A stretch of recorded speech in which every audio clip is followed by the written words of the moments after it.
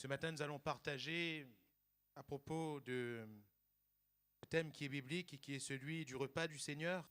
Voilà ce qui nous est dit, 1 Corinthiens 11, verset 17.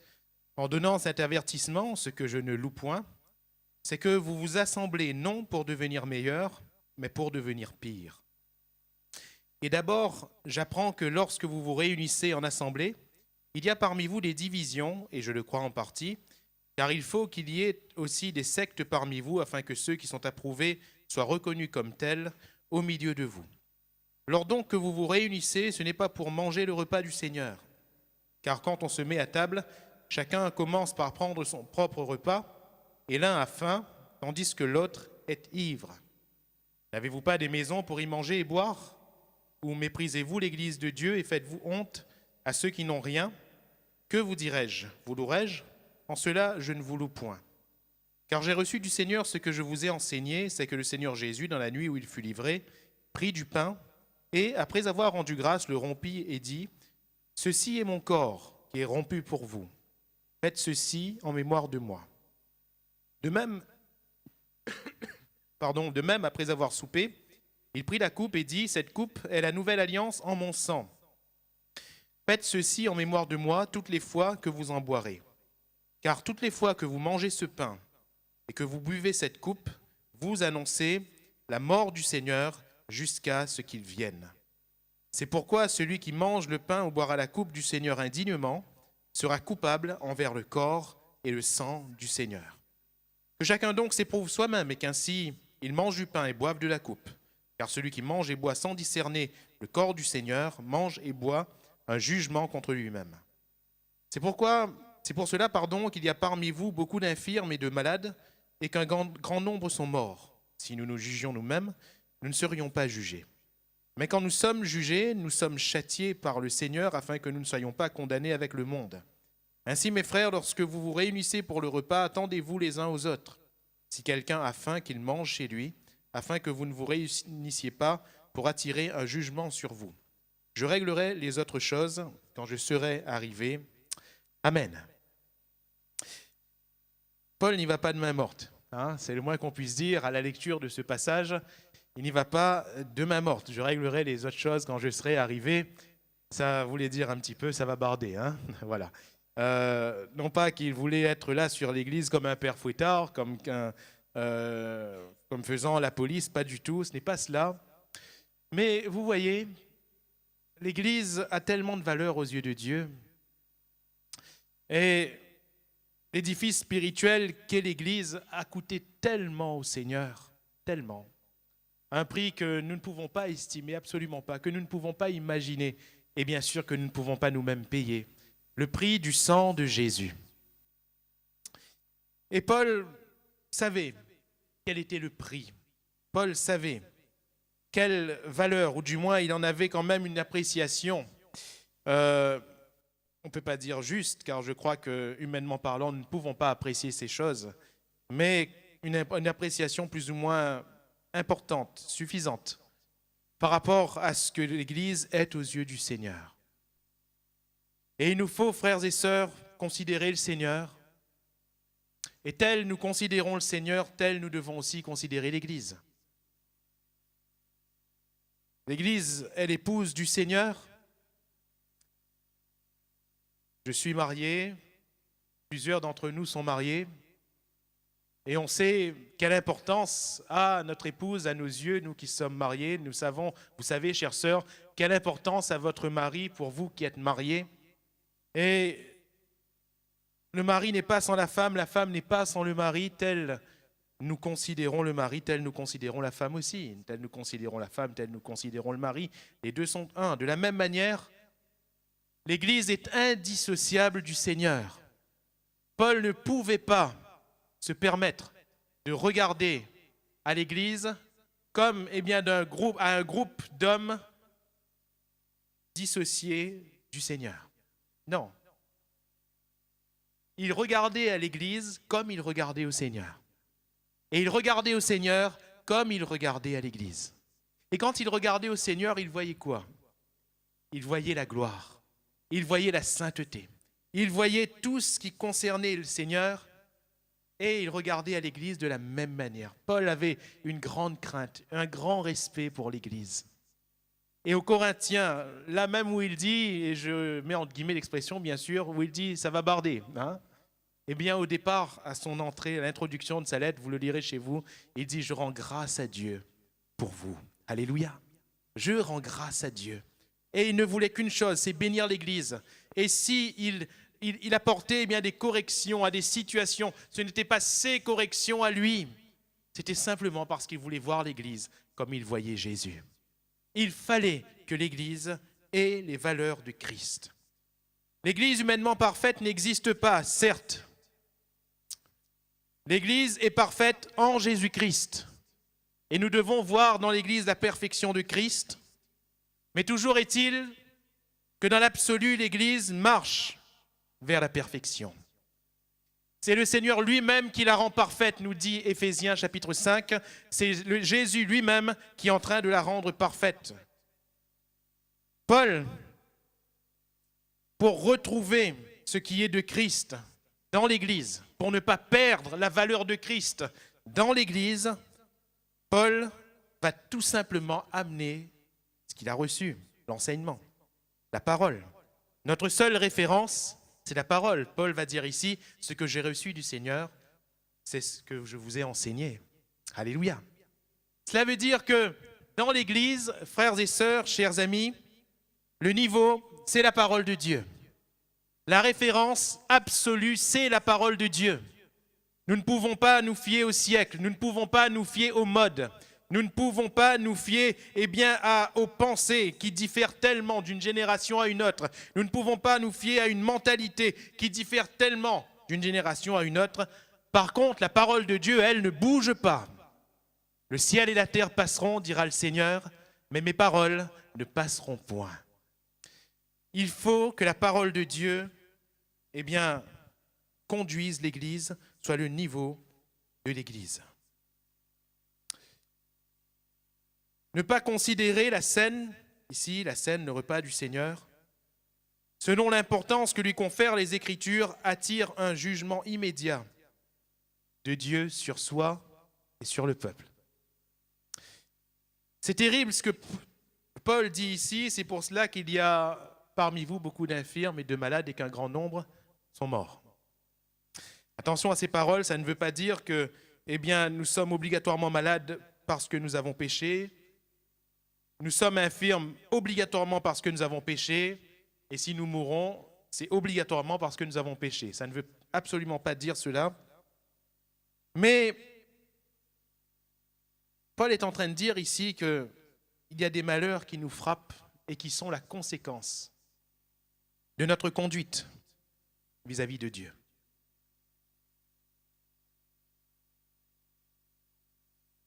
Le verset 17 que nous avons lu en donnant cet avertissement, ce que je ne loue point, c'est que vous vous assemblez non pour devenir meilleurs, mais pour devenir pires. Et Paul, il parle ici du repas du Seigneur, et il dit, vous vous assemblez pour devenir pires. Le verset 20, lors donc que vous vous réunissez, ce n'est pas pour manger le repas du Seigneur. Qu'est-ce qu'il faisait alors ? Pourtant, le pain était rompu, était distribué. Le vin était distribué également. Mais Paul dit, ce n'est pas pour manger le repas du Seigneur. Et mes frères et mes sœurs, le but du partage ce matin, c'est de ramener les pratiques au sein de l'Église à la juste valeur de la parole de Dieu. En l'occurrence, ici, le repas du Seigneur, ramener sa valeur à la parole de Dieu. Et mes frères et mes sœurs, prendre le repas du Seigneur, nous allons le prendre dans un instant. Ce n'est pas prendre un morceau de pain et un peu de vin. Prendre le repas du Seigneur, ce n'est pas honorer une tâche religieuse devant l'Église et devant Dieu.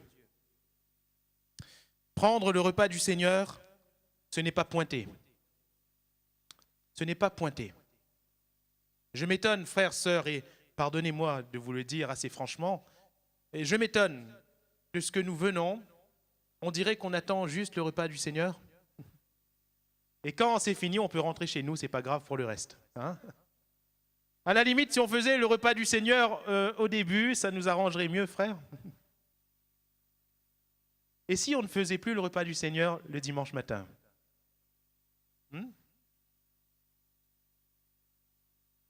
Ouah, frère, on n'ira pas au ciel. Hein? Sacrilège.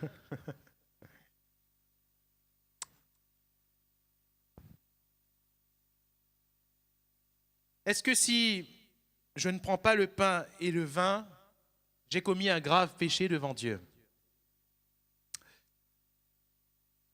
Est-ce que si, à un moment donné, je me suis abstenu de prendre le repas du Seigneur, cela signifie que je n'irai pas au ciel? C'est à toutes ces questions que nous allons répondre ce matin, si vous le permettez, à la lumière, bien sûr, des Saintes Écritures, de la parole de Dieu. Premièrement, voyons son institution. Je rappelle 4 versets de notre lecture, des versets 23 à 26. « Car j'ai reçu du Seigneur ce que je vous ai enseigné, c'est que le Seigneur Jésus, dans la nuit où il fut livré, prit du pain et après avoir rendu grâce, le rompit et dit, « Ceci est mon corps qui est rompu pour vous, faites ceci en mémoire de moi. » De même, après avoir soupé, il prit la coupe et dit, « Cette coupe est la nouvelle alliance en mon sang, faites ceci en mémoire de moi, toutes les fois que vous en boirez. Car toutes les fois que vous mangez ce pain et que vous buvez cette coupe, vous annoncez la mort du Seigneur jusqu'à ce qu'il vienne. Amen. » Voilà l'enseignement. Voilà ce qu'il a reçu du Seigneur et ce qu'il enseigne à l'Église, l'apôtre Paul de son temps. Et voilà ce que nous devons retenir. L'institution de la Sainte Seine, c'est quoi? Le mot Seine signifie simplement repas, littéralement souper. Souper. Le repas du soir. Le repas du soir. À cette époque, certainement pour les Juifs, mais en tout cas dans la civilisation de l'époque, et aujourd'hui encore dans certaines civilisations contemporaines, il n'y a pas 3 repas principaux dans la journée, il y en a 4. 4. Hein? Ça pourrait nous intéresser à la réunion. Il y en a 4. Le petit déjeuner, le déjeuner, le dîner et le souper. Hein? Quand il y a quelques années de cela, j'ai eu la grâce et la chance d'aller aux États-Unis pour le congrès des Assemblées de Dieu mondiales, 100e anniversaire. Nous avions été invités par le président des Assemblées de Dieu mondiales, le frère Wood, et nous a invités à un dîner. On y est allé à 3 heures. Hein, le dîner à 3 heures. À 3 heures. C'était assez intéressant. C'était le gros repas. Hein. Il y avait le féculent, il y avait la viande, il y avait l'entrée. C'était nous ce que nous mangeons à 19h, 20h. Et ils le mangent à 3 heures. À 3 heures.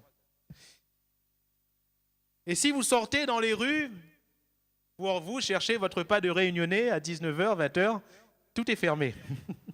Tout est fermé. Hein? Même le McDo, il est fermé. Ça ne fonctionne plus.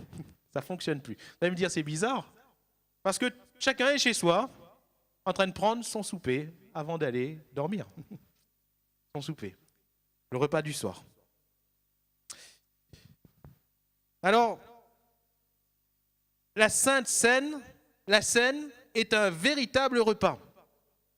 Quand Jésus, il va instituer ce que Paul nous enseigne ici, il l'institue à l'occasion d'un vrai repas, d'un vrai souper. Pas n'importe quel souper, un souper de Pâques. Et c'était un repas qui était très emblématique. Quand on parle de la scène de ce moment-là, sur la table, il n'y a pas que le pain, il n'y a pas que le vin. Il y avait aussi, selon la coutume, l'agneau qui était préparé. Il y avait les herbes amères. Il y avait là différents ingrédients, je ne vais pas tous vous les citer. Il y avait 3 pains qui étaient juxtaposés donc au bord de la table, à un bord de la table, 3 pains les uns sur les autres. Et il y avait toute une signification à tout ce qui était là. Il y avait des coupes, au moins 3 au centre de la table, dont une à laquelle les Juifs ne touchaient jamais, la coupe messianique. On ne prenait cette coupe que lors de la venue du Messie, donc pour eux, tant que le Messie n'était pas venu, la coupe n'était pas touchée. C'est pour cela que si vous lisez la scène dans l'évangile de Luc, vous verrez qu'il y a une distinction. Quand Jésus, premièrement, il leur passe la coupe, la Bible nous dit qu'il prit une coupe et il la passa. Et 2 paragraphes plus bas, quand il institue la scène justement, la Bible nous dit qu'il prit la coupe. Et il va prendre la coupe à laquelle personne ne touchait parce que c'était lui, le Messie. Et il va la distribuer. Les 3 pains juxtaposés donc à un bord de la table. On avait coutume, je crois que c'était le plus jeune qui était à table, prenait le pain du milieu, allait l'apporter de l'autre côté, à l'autre bout de la table. On soulevait la nappe, on y cachait le pain au début du repas. On prenait le repas et à la fin seulement, le plus jeune toujours allait au bout de la table, soulevait la nappe, reprenait le pain qui était caché et on le rompait, on le distribuait. Vous allez me dire, ça veut dire quoi? C'était une coutume. Les 3 pains pouvaient représenter le Père, le Fils, le Saint-Esprit, le Fils étant le pain du milieu, qui meurt et ensuite qui ressuscite pour l'humanité.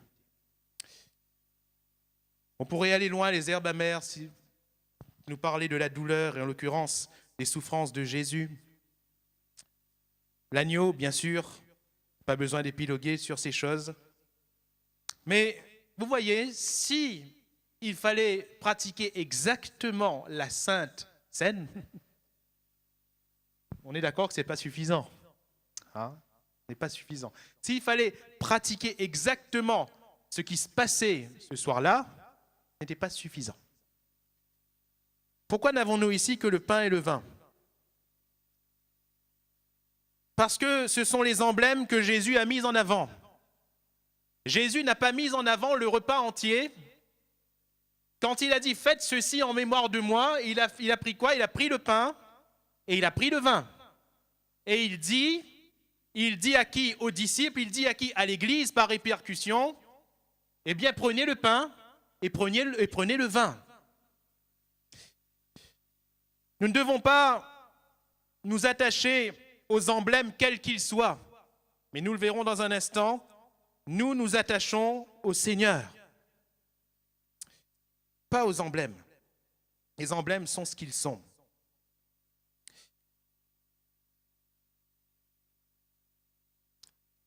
Vous avez remarqué que les formes changent. Les mœurs changent, c'est normal. Même les lois changent et les lois d'hygiène également. Pourquoi à un moment donné de l'histoire, nous sommes passés des coupes, vous vous rappelez encore, hein, pour les plus anciens, les grosses coupes qui passaient. Hein. Ceux qui étaient au bout des rangs prenaient une petite serviette ou un petit Kleenex et essuyaient le bord. Hein. Bien sûr, on ne pouvait pas essuyer ce qui était dedans, c'est pas possible. Mais on essuyait le bord et on repassait. Et beaucoup de frères et de sœurs n'ont pas compris le passage aux petites coupelles en disant, frère, dans la Bible, c'est écrit la coupe. La coupe. Une fois, une brave sœur est venue voir son pasteur en disant, mais frère, on n'est pas biblique. Vous prenez plusieurs petites coupelles. Et dans la Bible, il est question d'une coupe. Et le pasteur priait le Seigneur, dit, Seigneur, donne-moi une réponse sage à donner à cette sœur. Et il a regardé la sœur et il a dit, sœur, ben même jusqu'à là, on n'était pas biblique. Puisque s'il n'y a qu'une coupe, nous, on en avait 4. Et on passait 4 coupes dans toute la salle. Donc même là, on n'était pas biblique. Et la sœur n'a pas pu répondre quoi que ce soit. Répond à l'insensé selon sa folie. Que nous dit l'enseignement ici? Paul parle dans un contexte où c'était exactement la même pratique qui se faisait d'une manière physique, à savoir que les chrétiens partageaient le pain et le vin à l'occasion du repas fraternel. Autrement dit, par exemple, à la fin d'une réunion, donc ils avaient une agape. Et c'est pendant cette agape, pendant ce fameux souper, qu'on partageait le repas du Seigneur. Vous comprenez mieux les paroles de Paul où il est dit, eh bien là, il y a quelqu'un qui a faim, un autre est déjà ivre, un autre... Et vous vous réunissez comme si que, eh bien, vous allez prendre un repas, vous avez des maisons pour prendre vos repas. Hein? Pourquoi? Parce que c'était à l'occasion d'un repas. Ce n'était pas comme nous, dans un temps solennel, dans le culte, où on partage eh bien, le repas du Seigneur. Eux, non. Ils le faisaient tous les jours, à l'occasion de vrais repas, à l'occasion de vrais soupers, de vrais repas du soir. Et Paul va leur montrer qu'il faut bien séparer les choses. Il faut bien séparer les choses.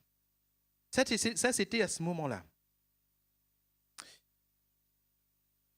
La fréquence du repas du Seigneur. Comme je viens de le dire, pour l'Église primitive, c'était tous les jours. Pour nous, dans les assemblées de Dieu, de la Réunion, de Métropole et à beaucoup d'autres endroits du monde, c'est hebdomadaire, une fois par semaine, le dimanche matin. Pour d'autres encore, je pense aux anglo-saxons, c'est mensuel, c'est une fois par mois. Et eux, ce n'est pas le dimanche matin, c'est lors de leur réunion de prière. Hein? Est-ce que vous seriez d'accord qu'on partage le repas du Seigneur, la réunion de prière, hein, le vendredi soir? Beaucoup qui grimacent. Hein? J'aimerais dire, peu importe la fréquence, on pourrait le faire ce matin, mercredi soir, vendredi soir, on pourrait le faire à chacune de nos rencontres, il n'y a pas de problème. Peu importe la fréquence, peu importe le visuel, le pain, pour certains c'est le pain à la baguette, la bonne baguette du boulanger, pour d'autres ils ont pris du pain prédécoupé, parfois c'est du pain de mie, certains ont pris vraiment du pain sans levain selon la tradition juive, d'autres ont pris des crackers, hein. Peu importe, peu importe. J'espère ne pas vous choquer, mais nous suivons le texte à la lettre, nous prenons le vin. À d'autres endroits, ils prennent du jus de raisin. À d'autres endroits, ils prennent du coca. À d'autres, de l'orangina. Pourquoi? Parce que dans ces endroits-là, il n'y a pas de vin, où il est interdit de boire du vin. Parce qu'il n'y a pas de vin, il est interdit de boire du vin, ils ne vont pas prendre le repas du Seigneur, bien sûr que non. Alors, peu importe les emblèmes, j'aimerais vous dire, peu importe les emblèmes, peu importe le visuel, peu importe ce qui est physique. Ce qui est important, c'est le cœur. Et c'est le cœur avec lequel nous prenons le repas du Seigneur. Qui partage la Sainte Seine? Avec qui Jésus partage le fameux repas avec ses fameux emblèmes? Eh bien, avec ses disciples. Jésus est avec ses disciples, Jésus n'est pas avec des inconnus. Ici, dans le contexte des Corinthiens, on peut dire que c'est dans le cadre de l'Église, le rassemblement des disciples, que cela se faisait. Autrement dit, c'est pour cela que nous veillons quand même si nous ne sommes pas comme la police derrière tout le monde, nous veillons quand même à ce que le repas du Seigneur ne soit pas distribué à n'importe qui. C'est aux disciples.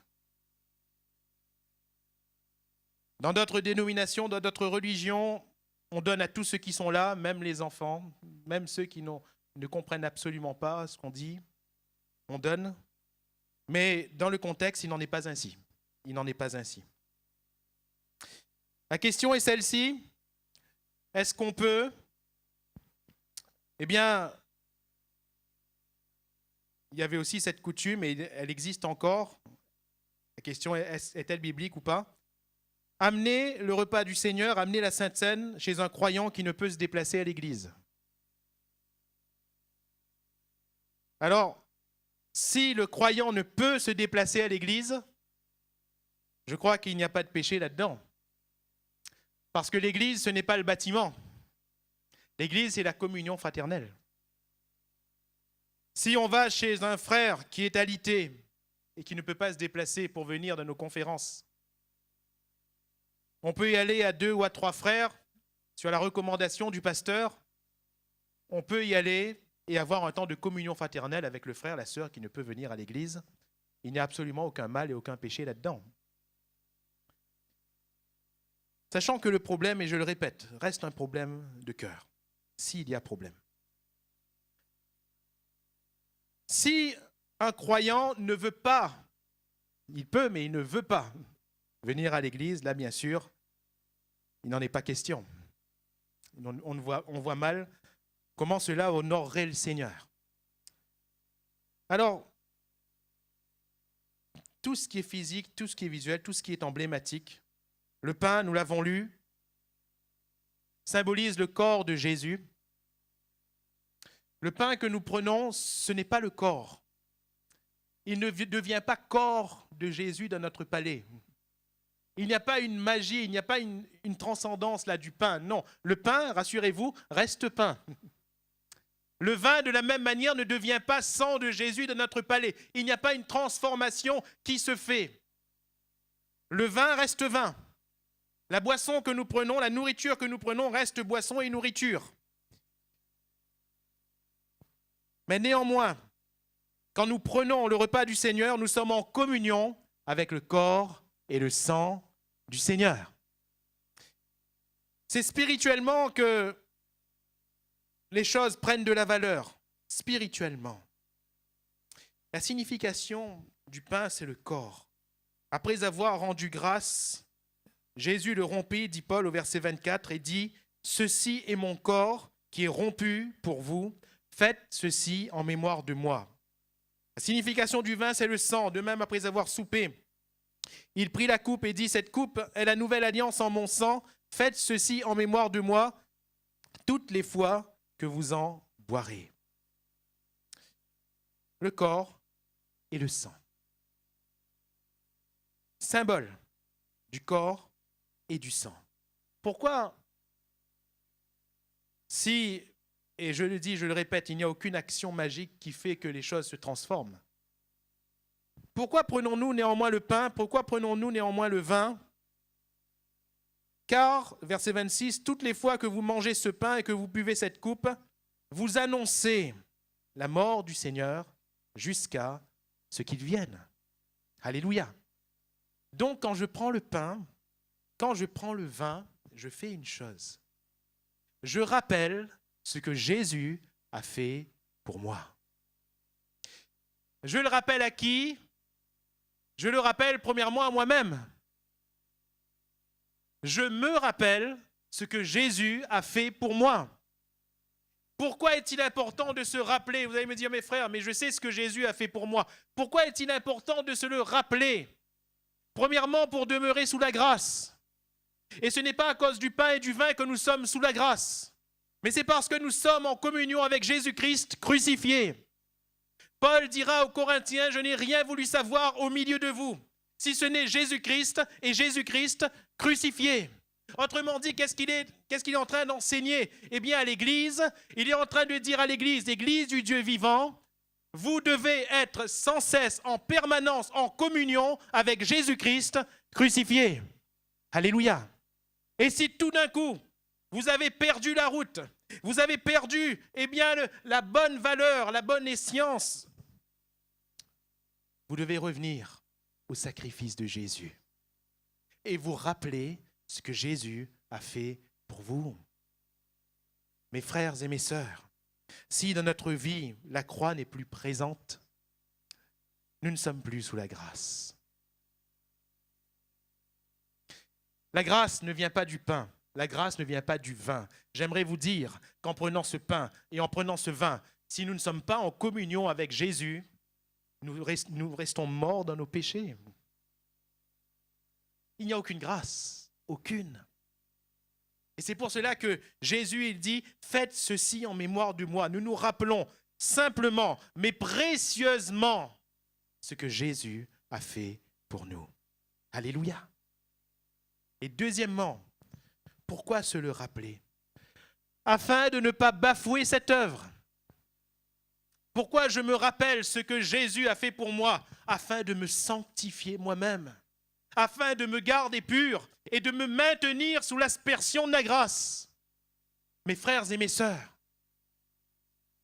l'auteur de l'Épître aux Hébreux va dire que si nous foulons aux pieds le sang de la grâce, si nous mettons en oubli le sacrifice que Jésus a opéré pour notre salut, il n'y a plus d'autre sacrifice. Il n'y a plus d'autres œuvres qui nous viennent en aide. Il n'y a plus d'expiation. Il n'y a plus d'œuvres qui nous lavent de nos péchés. Et comment mettons-nous en oubli le sacrifice? Comment foulons-nous aux pieds le sang de la grâce? Mes frères et mes sœurs, c'est tout simplement lorsque nous l'avons connu, nous continuons à pratiquer ce qu'il ne faut pas pratiquer. Lorsque nous avons connu Jésus et Jésus-Christ crucifié, lorsque nous continuons à mener une vie de débauche, une vie de mensonge, une vie de haine, une vie de rancune, et nous le verrons dans un instant.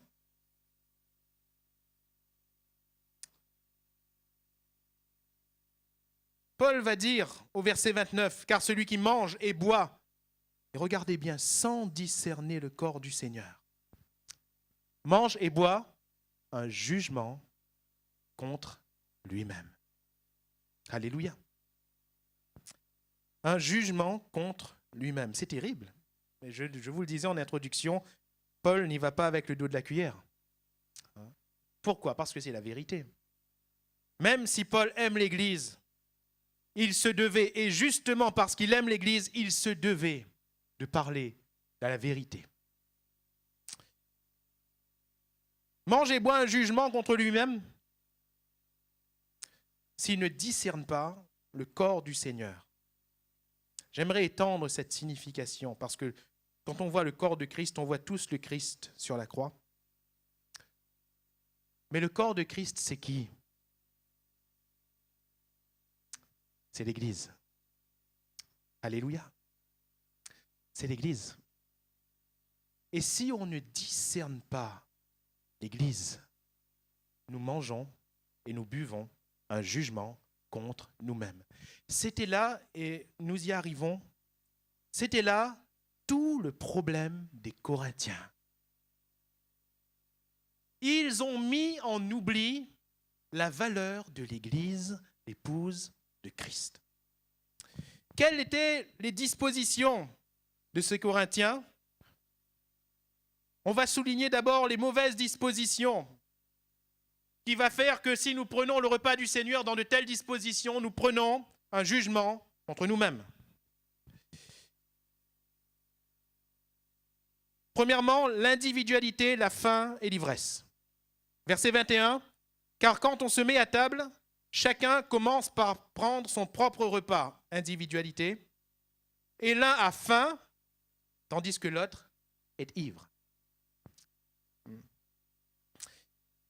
Chacun commence par prendre son propre repas. C'est-à-dire qu'on ne s'inquiète pas de l'autre. Chacun commence par prendre son propre repas. Un autre vient, non pas parce que là il est en train de considérer le Seigneur, mais il vient tout simplement parce qu'il a faim. Il vient là honorer un besoin qui est un besoin humain. Mais il ne cherche absolument pas le spirituel. Et l'autre vient prendre le repas du Seigneur alors que c'est un ivrogne. La débauche. Autrement dit, l'un vient individuellement, sans chercher l'autre. Un autre vient pour le besoin humain. Un autre vient tout en étant dans la débauche. Paul dit, dans de telles dispositions, celui qui mange et boit le corps et le sang du Seigneur, mange et boit un jugement contre lui-même. Le verset 22, « N'avez-vous pas des maisons pour y manger et boire? Ou méprisez-vous l'Église de Dieu ?» Vous voyez bien, méprisez-vous l'Église de Dieu. Et faites-vous honte à ceux qui n'ont rien. Que vous dirai-je, vous louerai-je en cela, je ne vous loue point. Verset 34. Si quelqu'un a faim, qu'il mange chez lui, afin que vous ne vous réunissiez pas pour attirer un jugement sur vous. Si quelqu'un afin qu'il mange chez lui. C'est-à-dire que Paul est en train de ramener les choses à leur juste valeur et il est en train de leur dire, quand vous venez pour prendre le repas du Seigneur, il est question du cœur ici, si vous venez en tant que chrétien individuel, sans tenir compte de l'Église, sans tenir compte de votre frère, de votre sœur, si vous venez en tant que chrétien individuel, vous allez prendre un jugement contre vous-même. Si vous venez parce que pour vous, eh bien, le repas du Seigneur honore un besoin qui est humain. Frère, comment est-ce que je vais faire? Il faut que je prenne le repas du Seigneur, Sinon, comment je vais faire? Je vais me sentir mal devant Dieu, il faut que je prenne le repas du Seigneur. Si c'est là le mobile, on risque de prendre un jugement contre soi-même. Et si on vient, tout en restant débauché, un autre est ivre, eh bien nous prenons un jugement contre nous-mêmes. Ce sont de mauvaises dispositions. Paul parle de la non-considération du corps. Nous l'avons souligné tout à l'heure, celui qui mange et boit sans discerner le corps du Seigneur, donc sans discerner, par extension, l'Église, mange et boit un jugement contre lui-même. Et Paul parle également du fait de ne pas aimer ses frères et sœurs. Un peu plus haut, nous sommes toujours dans ce contexte de 1 Corinthiens 11. D'ailleurs, je ne vais vous citer que ce qu'on a lu, versets 18 et 19.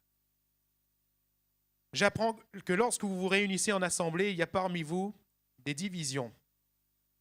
Il y a parmi vous des divisions. Et je le crois en partie car il faut qu'il y ait des sectes parmi vous. Autrement dit, Paul, ce qu'il dit, c'est terrible. Il faut que ces divisions soient là. C'est terrible. Jésus va dire qu'il faut que les scandales arrivent. Mais malheur à qui? Malheur, celui par qui les scandales arrivent. Comment peut-on faire? Et j'en suis à me demander aujourd'hui, frères, sœurs, même si ce n'est pas notre propos, je fais des parenthèses, j'ouvre une parenthèse. Comment pouvons-nous, aujourd'hui, dans l'Église, dire que nous sommes chrétiens si nous n'aimons pas nos frères et nos sœurs? Si nous ne les aimons pas de l'amour de Dieu? Comment on peut faire? Je me le demande. J'en suis venu à me demander, et je vous assure que c'est avec beaucoup de tristesse que je le fais. Comment peut-on dire que nous sommes l'Église, que nous sommes frères, que nous sommes sœurs, si avec notre frère et notre sœur, nous parlons bien, mais dès qu'il a le dos tourné, allez hop, c'est parti.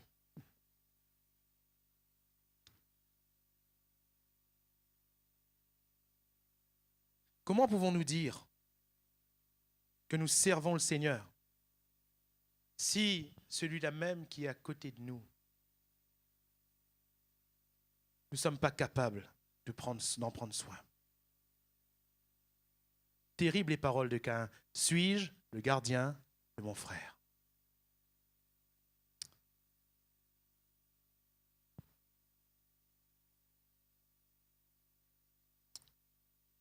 C'est facile, quand nous voyons notre frère et notre sœur en train de chuter, c'est facile de dire, ah, regarde, il est pour tomber là. C'est plus difficile d'aller tendre sa main et de redresser. Mais l'amour est là. L'amour est là. J'apprends que lorsque vous vous réunissez, il y a des divisions. Paul dira dans le chapitre 1er, dans le chapitre 2, un tel va dire que lui, il est de Paul, l'autre d'Apollos, l'autre de Céphas, l'autre de Jésus. Comme si que Jésus était divisé.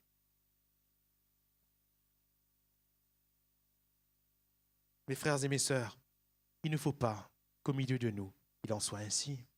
Alléluia. Vous vous rendez compte C'est exactement comme si là nous sommes deux pasteurs. Il y a moi et Johan. C'est comme si que dans l'église, il y a de ceux qui disent ah, moi je suis plus pour Johan. D'autres qui disent moi je suis plus pour Johan. Comme si que Johan et Johan étaient divisés entre eux.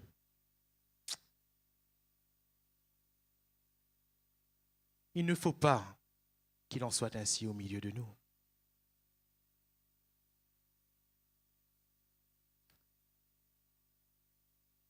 Si tu vois que ton frère ou ta sœur à côté de toi, tout d'un coup ne dit rien, tout d'un coup ne s'exprime plus comme il ou elle avait l'habitude de s'exprimer, tout d'un coup devient furtif, tout d'un coup. Alors c'est facile de regarder. C'est bien aussi de prier. Mais c'est encore mieux d'aller voir et de dire, mon frère, ma sœur, qu'est-ce qui se passe? Ça ne va pas? Il y a un souci?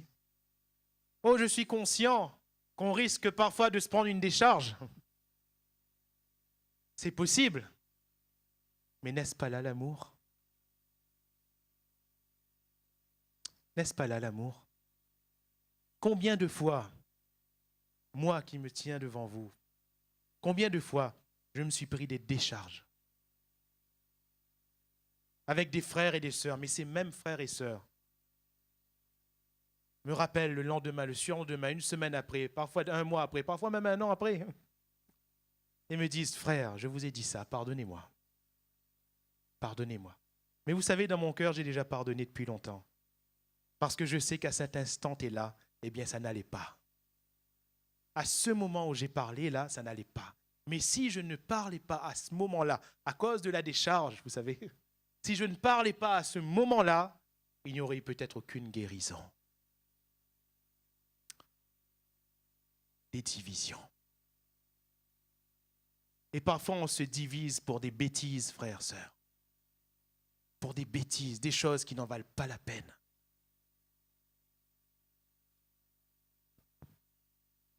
Quelles sont les bonnes dispositions que nous enseigne Paul ici? Ce que j'appelle les bonnes, nous venons de voir les mauvaises. Premièrement, verset 28, que chacun donc s'éprouve soi-même, et qu'ainsi il mange du pain et boive de la coupe.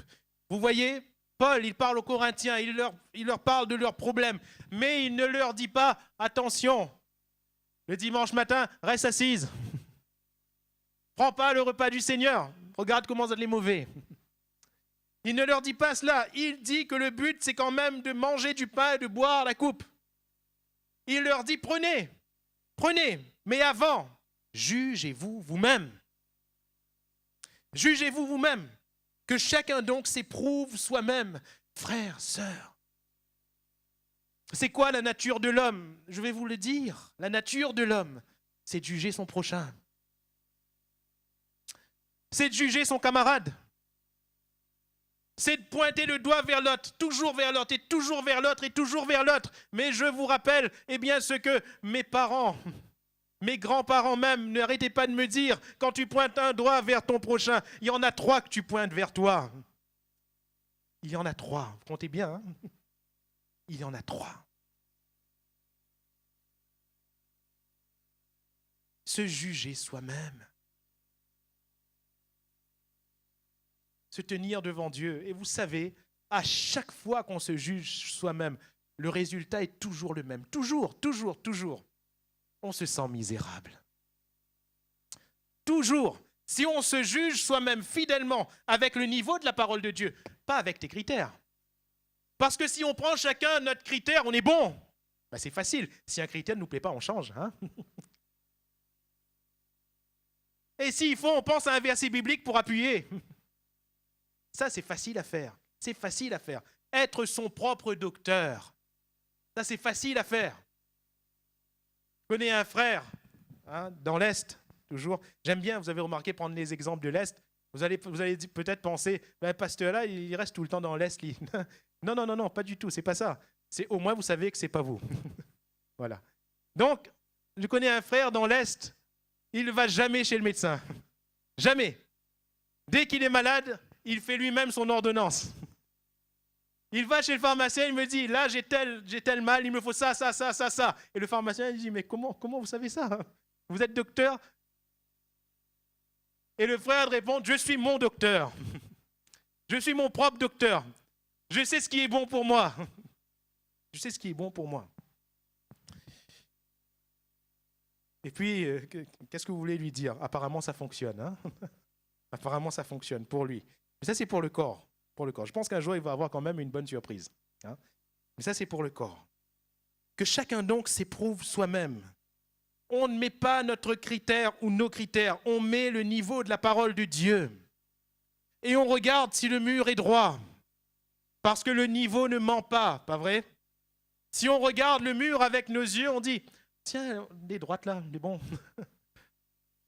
Mais si on trappe le niveau, on regarde la petite bulle d'air à l'intérieur, et on dit non, finalement, elle est torte, elle est totalement torte. Hein?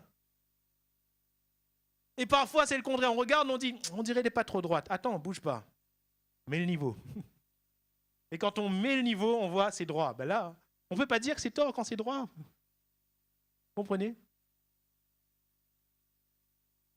Mon fils me dit souvent, papa, tu es fort pour conduire. Parce que quand tu te gares, quand la ligne est droite, tu te gares tort. Et quand la ligne est tort, tu te gares droit. Comment peut-il voir cela? Eh bien, parce qu'il y a la ligne, tout simplement. Il y a la ligne. Eh bien, mes frères et mes sœurs, si la parole de Dieu est là dans notre vie, toujours présente, nous avons le niveau. Alléluia. Et on peut se juger soi-même. L'apôtre va dire, vous n'avez pas besoin qu'on vous enseigne, l'apôtre Jean, mais son onction vous enseigne toutes choses. Si nous nous jugions nous-mêmes, dira Paul au verset 31, nous ne serions pas jugés. Se juger soi-même. Ensuite, la bonne disposition, c'est également la présence de la valeur du sacrifice de Christ. Cette coupe est la nouvelle alliance en mon sang. Faites ceci en mémoire de moi toutes les fois que vous en boirez. Verset 25. Faites ceci en mémoire de moi toutes les fois que vous en boirez. Nous l'avons dit tout à l'heure et je le répète, se rappeler du sacrifice de Christ. Parce que si nous nous jugeons nous-mêmes et si nous savons que nous sommes misérables, ce n'est pas ainsi que nous sommes sauvés. Il faut que le sang de Jésus nous lave.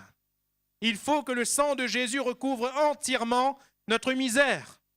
Verset 26, car toutes les fois que vous mangez ce pain et que vous buvez cette coupe, vous annoncez la mort du Seigneur jusqu'à ce qu'il vienne le sacrifice de Christ. 1, se juger soi-même. 2, le sacrifice de Christ. Et 3, l'amour fraternel. Ainsi, mes frères, lorsque vous vous réunissez pour le repas, attendez-vous les uns aux autres.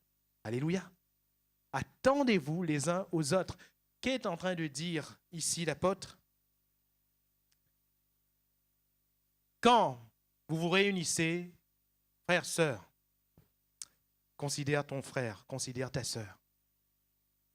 Considère ton frère, considère ta sœur. Aime-le. Et c'est ainsi que prendre le repas du Seigneur va être une réelle bénédiction, une réelle bénédiction. Non pas le vin et le pain en soi, mais toute la valeur spirituelle de la Sainte Seine, de ce qu'on appelle la Sainte Seine, le Saint Repas. Eh bien, cela va prendre toute sa valeur si nous nous aimons les uns les autres. D'ailleurs, lorsque nous nous aimons les uns les autres, mes frères et mes sœurs, tout prend de la valeur. Vous avez remarqué? Tout. Lorsqu'un mari aime sa femme, lorsqu'une femme aime son mari, tout a de la valeur. Vous avez remarqué? Même s'il n'y a pas beaucoup d'argent, le seul fait que les deux soient ensemble, ça a beaucoup de valeur. Oui ou non? Énormément de valeur. Qu'on sorte, qu'on ne sorte pas, qu'on parle, qu'on ne parle pas, qu'il y ait quoi que ce soit qui arrive, si on s'aime, tout a de la valeur. Beaucoup de valeur. Eh bien, mes frères et mes sœurs, si nous nous aimons les uns les autres, David va dire qu'il est doux, qu'il est agréable pour des frères de demeurer ensemble. Alléluia. Ensemble. pas d'être à 10 000 kilomètres loin de l'autre. Frère, Miem Ali, mais il vaut mieux qu'il sorte par là-bas, il sorte par là.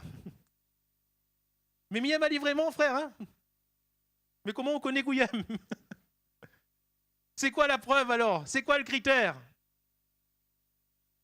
Frère, Miem Ali, mais cause pas avec ça, moi. Mais pourquoi? C'est ça cause avec un monde comme ça. Mais c'est comme ça que tu l'aimes. C'est comme ça que tu l'aimes. Je suis dans la joie quand on me dit « Allons à la maison de l'Éternel ». Qu'il est doux, qu'il est agréable pour des frères de demeurer ensemble.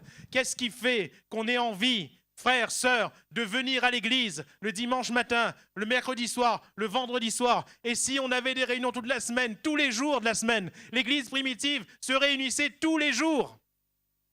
Qu'est-ce qui fait qu'ils aimaient se réunir tous les jours? Vous allez me dire, c'est le Seigneur. Oui, un. Mais deux, c'est les frères et les sœurs. Alléluia. Parce que si on n'aime pas nos frères et nos sœurs, on n'a pas envie de venir. On n'a pas envie de venir. En conclusion, frères, sœurs, que chacun donc s'éprouve soi-même, qu'ainsi il mange du pain et boive de la coupe. Je répète ce verset, le but reste que l'on prenne, mais pas un jugement contre nous-mêmes. Le repas du Seigneur, le but, c'est qu'on le prenne, mais pas un jugement contre nous-mêmes.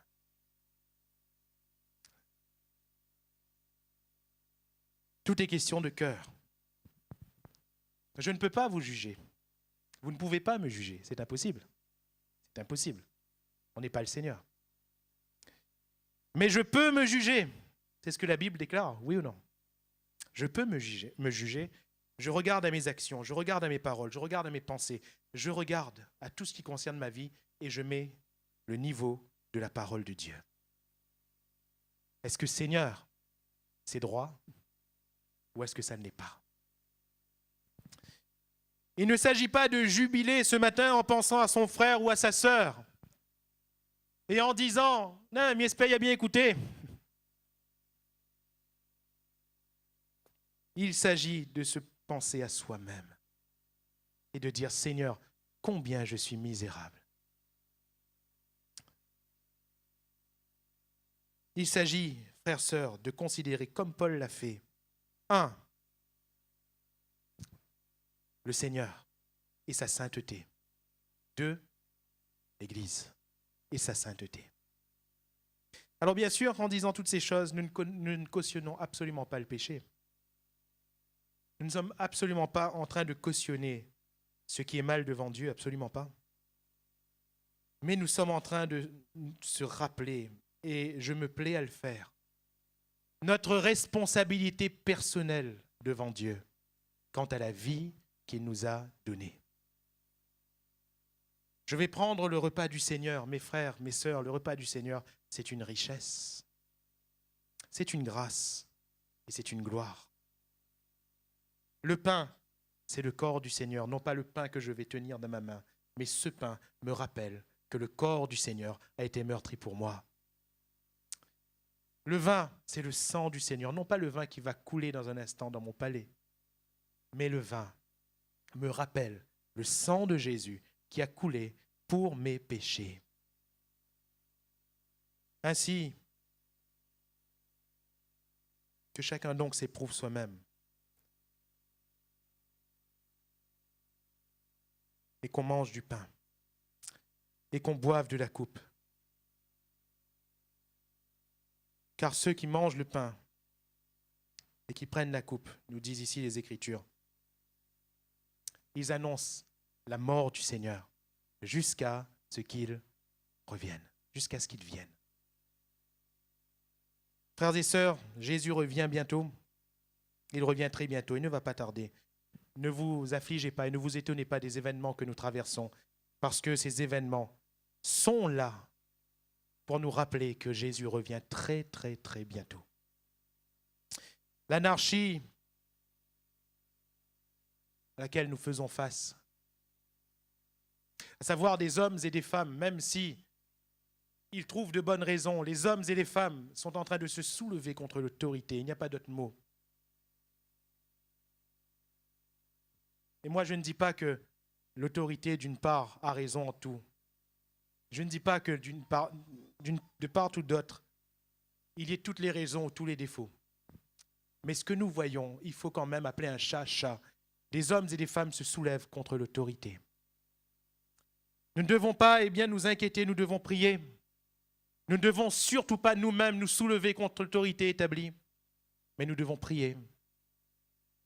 Mais nous rappeler, frères, sœurs, quand même, que ces choses sont là pour nous rappeler, pour nous dire, Jésus revient bientôt. Jésus est là, il ne va pas tarder là, il est là. On est vraiment à minuit moins une. Il est là, il va paraître. Et il va prendre son église avec lui. Mon frère, ma sœur, soyons clairs, est-ce que tu y seras? Et en vous posant la question, bien sûr, je vous la pose ainsi parce que je suis au micro, mais ne croyez pas que je fasse le fanfaron pour autant.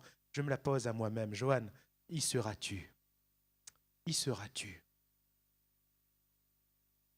Si, devant le Seigneur, avec la plus grande honnêteté de cœur, nous nous repentons, et si nous acceptons la parole de Dieu dans un cœur bon et doux, alors mes frères et mes sœurs, nous sommes en train de tendre vers la perfection.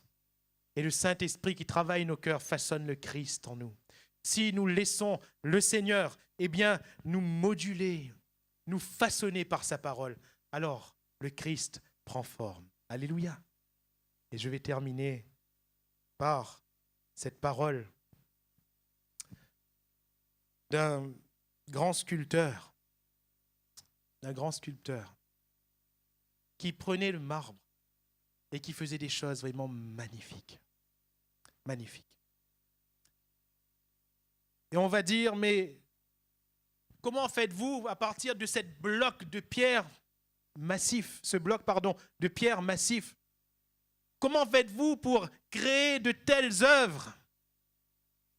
Comment faites-vous pour créer de telles œuvres magnifiques? Alors ce sculpteur va dire, je vais vous dire une chose, je ne crée rien du tout. L'œuvre est déjà là, dans ce bloc. Et le sculpteur dira à celui qui l'a interrogé, vous ne le voyez pas? Et l'autre va dire, ben non, je ne vois qu'une bloc de pierre. Et le sculpteur de dire, c'est pour ça que moi, je le dégage. C'est pour cela que moi, je ne crée rien, je ne fais que dégager l'œuvre qui est déjà là. Mes frères et mes sœurs, Christ est déjà en nous. Alléluia. Par sa parole, le Seigneur, pardonnez-moi l'expression, par sa parole, le Seigneur le dégage. Il met en relief le Christ. Ça fait un peu mal des fois. Mais ce que Dieu est en train de faire, nous souffrons des fois, oui, ça nous fait mal, ça blesse notre orgueil, ça nous pique parfois, c'est vrai. Mais c'est le Christ qui est mis en relief dans chacune de nos vies. Alors glorifions-le ce matin.